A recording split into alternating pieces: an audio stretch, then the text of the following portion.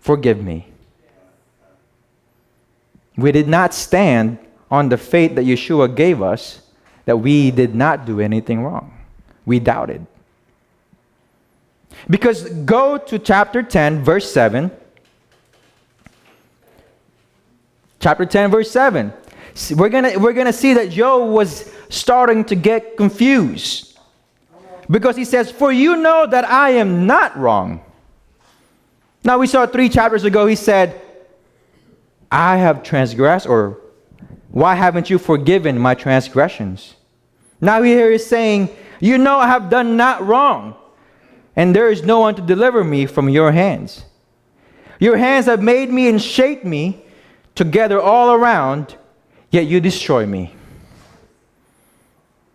He's talking to Almighty Yah here. No one but Almighty Yah could do what he did to Job. Not his friends and not his wife. So we see Job was getting confused. Sometimes when the pressure put on us, when the fire is too hot, we get confused. Confusion is doubt. Or am I the only one that go to bed sometimes, stay up an hour, 2 hours, 3 hours, however how long, and your mind is just full of questions, full of why and how, until eventually the Father, until you exhaust yourself and you go to sleep. But that's confusion. We are confused as to why is it taking so long to see the day. We know in Psalms, right? It's one of my dad's favorite verses. Oh, sorrow may last through the night, but joy comes in the morning. But sometimes that night lasts so long. Not just sickness. Sickness is the easiest thing, we say, because it's immediate and we know it's there and we believe it'll get better. But sometimes we battle with depression, with sadness, with financial instability, with relationships, things we think are out of our control. But things sometimes that we do not think was because of our control. Isn't that something? We're troubled by something we think, oh, this was not something I could do anything about. I can't control how my wife feels. I can't control how my boss thinks of me. The blame is outwards, when maybe the cause was inside. Like Job, eventually we'll get confused. We'll start to think, is it my wife's fault? Is it my boss's fault for him not paying me enough? Or is it my fault? Have I been lazy? Have I been a good husband? Have I been a good father, a good mother? Then we start to question. Then we start having doubt. But in that doubt, I hope this is what we do. That we turn to the Father and show us the way. Now, isn't that something? Something that we thought was negative, like doubt, can help us point ourselves to the Father. Because sometimes that's what it takes, right? We're feeling good, we're going good, and then you feel lonely. Like the Father's not with you. Then you turn yourself back to Him. And that was the entire history of Israel. They would transgress, they would turn away from the Father, they would go through the things that they deserve, and then they would go back. Because they finally realized that the Father was not with them. They doubted that the Father was with them. Sometimes that's what it takes for us to turn ourselves back to Almighty Yah. Doubt. But He also said, once He's had enough, that He will give them over to a reprobate mind. See, doubt can only stay in somebody for so long. eventually that doubt will overwhelm and consume someone. Maybe that's sometimes we think and we imagine that about certain people. Like, oh, they're not going here anymore. Oh, they're not even observing Shabbat anymore. Maybe they had doubt about the belief the entire time. Sometimes that's what we think. But instead of thinking about that for other people, let's think about that for ourselves. Because we're going to get tired of hearing it today. We have doubted ourselves what we've asked Almighty Yah for. We have. We've heard too many things to say, believe and all things is possible. Believe and have no doubt. Believe in faith like a mustard seed. Small. And my dad preached years ago, small but pure. That it has to be by itself in a certain condition to grow. But doubt always finds a way. In chapter 9, verse 16.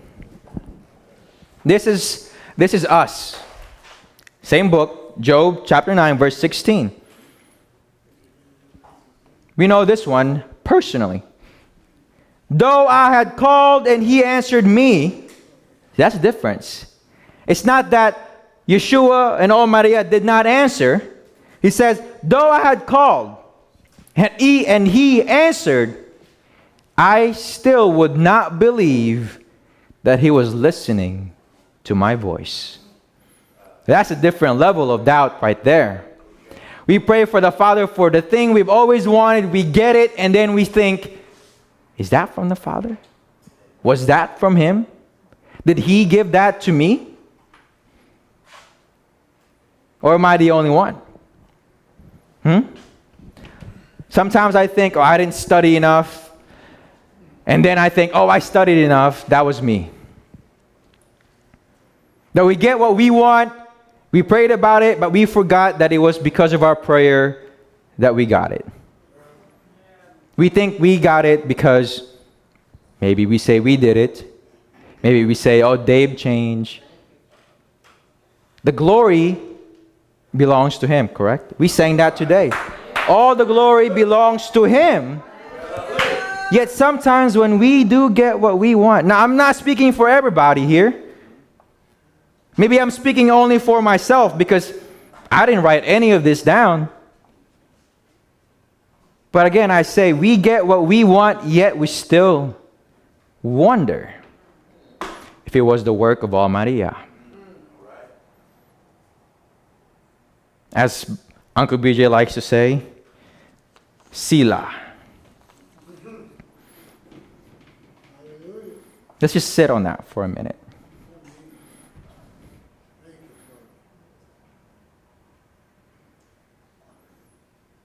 Why? Because we drink medicines, we go to the doctors, we get better.